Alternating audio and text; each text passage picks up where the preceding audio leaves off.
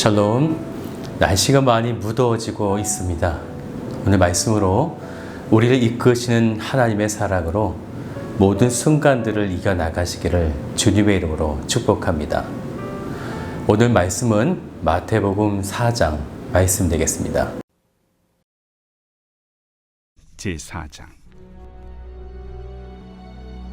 그때 예수께서 성령에게 이끌려 마귀에게 시험을 받으러 광야로 가사 40일을 밤낮으로 금식하신 후에 줄이신지라.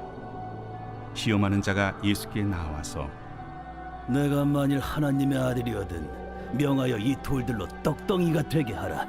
기록되었을 때 사람이 떡으로만 살 것이 아니요 하나님의 입으로부터 나오는 모든 말씀으로 살 것이라 하였느니라. 이에 마귀가 예수를 거룩한 성으로 데려다가 성전 꼭대기에 세우고 내가 만일 하나님의 아들이거든 뛰어내리라. 기록되었으되 그가 너를 위하여 그의 사자들을 명하시리니 그들이 손으로 너를 받들어 발이 돌에 부딪히지 않게 하리로다 하였느니라. 또 기록되었으되 주 너의 하나님을 시험하지 말라 하였느니라. 마귀가 또 그를 데리고 지극히 높은 산으로 가서 천하만국과 그 영광을 보여 이르되 만일 내게 엎드려 경배하면 이 모든 것을 내게 주리라. 사탄아 물러가라. 기록되었으되 주 너의 하나님께 경배하고 다만 그를 섬기라 하였느니라. 이에 마귀는 예수를 떠나고 천사들이 나와서 수종드니라. 예수께서 요한이 잡혔음을 들으시고 갈릴리로 물러가셨다가 나사렛을 떠나 스불론과 납달리 지경 해변에 있는 가버나움에 가서 사시니 이는 선지자 이사야를 통하여 하신 말씀을 이루려 하심이라. 일러스되 스불론 땅과 납달리 땅과 요단강 저편 해변길과 이방의 갈릴리여, 흑암에 앉은 백성이 큰 빛을 보았고 사망의 땅과 그늘에 앉은 자들에게 빛이 비치었도다. 이때부터 예수께서 비로소 전파하여 이르시되 회개하라. 천국이 가까이 왔느니라. 갈릴리 해변에 다니시다가 두 형제 곧 베드로라 하는 시몬과 그의 형제 안드레가 바다에 금을 던지는 것을 보시니 그들은 어부라. 나를 따라오라. 내가 너희를 사람을 낚는 어부가 되게 하리라. 그들이 곧 그물을 버려두고 예수를 따르니라. 거기서 더 가시다가 다른 두 형제 곧 세베대의 아들 야고보와 그의 형제 요한이 그의 아버지 세베대와 함께 배에서 금을 깁는 것을 보시고 부르시니 그들이 곧 배와 아버지를 버려두고 예수를 따르니라. 예수께서 온 갈릴리에 두루 다니사 그들의 회당에서 가르치시며 천국 복음을 전파하시며 백성 중에 모든 병과 모든 약한 것을 고치시니 그의 소문이 온 수리아에 퍼진지라. 사람들이 모든 앓는 자 곧 각종 병에 걸려서 고통당하는 자, 귀신 들린 자, 간질하는 자, 중풍병자들을 데려오니 그들을 고치시더라. 갈릴리와 데가볼리와 예루살렘과 유대와 요단강 건너편에서 수많은 무리가 따르니라.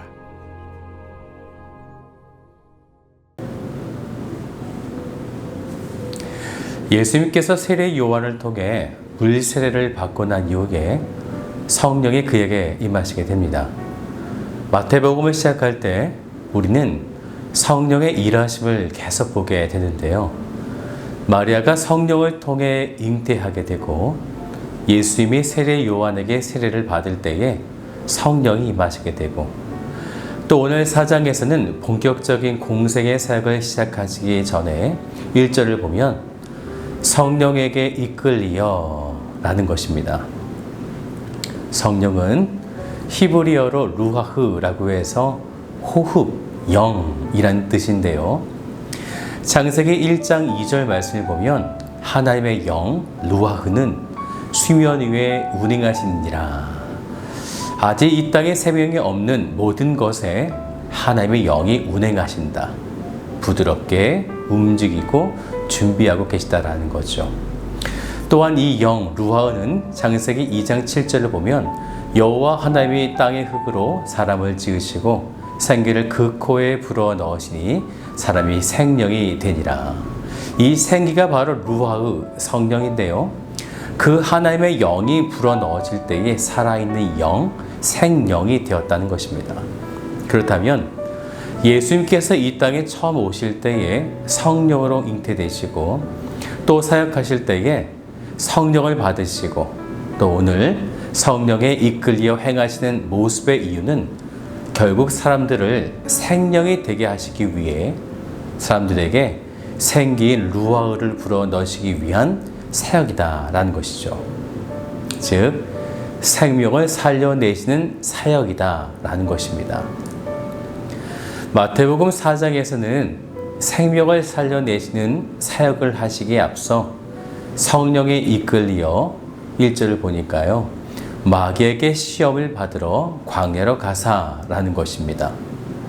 그리고 그곳에서 40일을 금식하신 이후에 마귀에게 시험을 받게 되죠. 이 과정들을 성령께서 이끄시고 계시다라는 것입니다. 그런 이후에 마귀는 사역을 위해 40일 금식하신 예수님에게 돌을 떡덩이가 되게 하라. 즉 자신의 능력으로 자신의 육적 배고픔을 위해 사용하라. 이렇게 예수님에게 말하게 됩니다.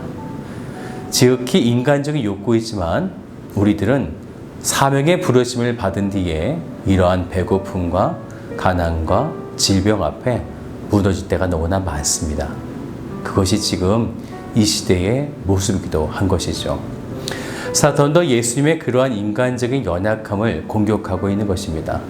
하지만 그때에 예수님은 구약에 기록된 말씀을 인용하시면서 이렇게 말씀하신 거예요. 4절을 같이 볼까요?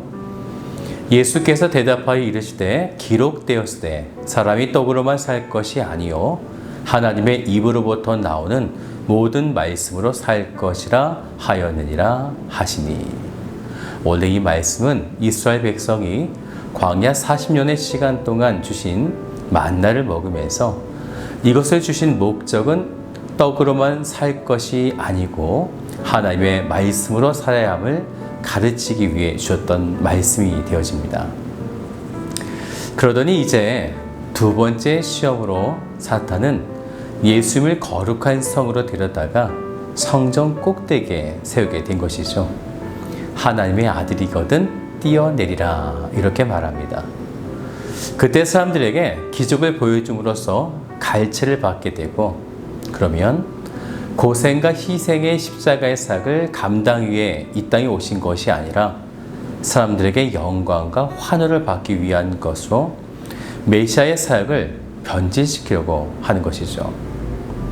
또한 정말 하나님이 도와주실까라는 하나님의 능력을 신뢰하지 못하게 만들려고 하는 것입니다. 이제 사역을 위해 곧 십자가라는 죽음의 사역을 감당하기에 앞서 마귀는 이 시험을 통해 하나님의 영광이 아닌 자기 자신의 영광으로 바꾸려고 한 것입니다.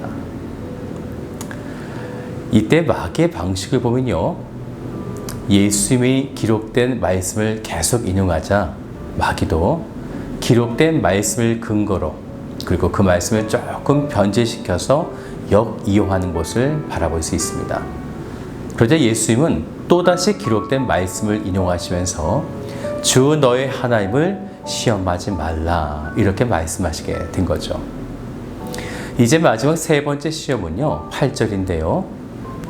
마귀가 또 그를 데리고 지극히 높은 산으로 가서 천하 만민과 그 영광을 보며 마귀에게 경배하면 이 천하 만국을 주겠다 허영심을 붙이게 됩니다. 정말 이 시대에 부르심을 입은 자들에 대한 시험이라고 생각합니다. 사역을 할 때에 배고픔의 고통, 순간적인 명예와 영광의 욕심, 하나님이 아닌 다른 돈을 섬기게 만드는 우상. 예수님도 사람들과 마찬가지로 이 연약함에 대한 시험을 받게 되었다는 것입니다. 예수님은 이 모든 시험에서 승리하셨습니다. 그리고 이제 예수님은 가버나움에 사시게 되는데 그 모든 행동 하나하나, 말씀 하나하나는 14절을 볼까요? 이는 선지자 이사야를 통하여 하신 말씀을 이루려 하심이라. 일렀으되라는 것이죠. 예수님의 모든 사역은 하나님의 말씀을 이루려 하심이다 라는 것입니다. 이제부터 본격적인 사역을 시작하시게 되죠. 17절을 같이 볼까요? 이때부터 예수께서 비로소 전파하여 이르시되 회개하라 천국이 가까이 왔느니라 하시더라. 그러면서 제자들을 부르시고 그들과 함께 온 지역에 다니시며 가르치시고 전파하시고 고치시는 사역, 곧 생명을 다시 불어넣는 사역을 행하시게 됩니다. 이 모든 사역의 이끄심을 보면 성령이라는 거죠. 성령 하나님이 이런 사역과 방향들을 제시하시며 예수 그리스도를 이끌고 계시면서 예수님은 이미 기록된 하나님의 말씀을 성취하고 계신 것입니다. 곧 함께하는 사역이라는 거죠. 예수님이 이 땅에 오셨기 때문에 예수님만 사역하신다 이렇게 생각할지 모르지만 그렇지 않습니다. 성부 하나님, 성자 하나님, 성령 하나님이 함께 하시는 사역을 지금 펼쳐가고 계신 것입니다. 모든 성경은 이렇게 함께 하시는 사역입니다.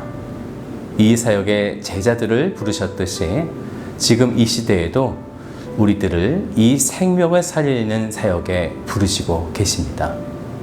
하나님의 부르심에 순종하시기를, 그래서 생명을 살려내시는 사역을 감당하시기를 주님의 이름으로 축복합니다.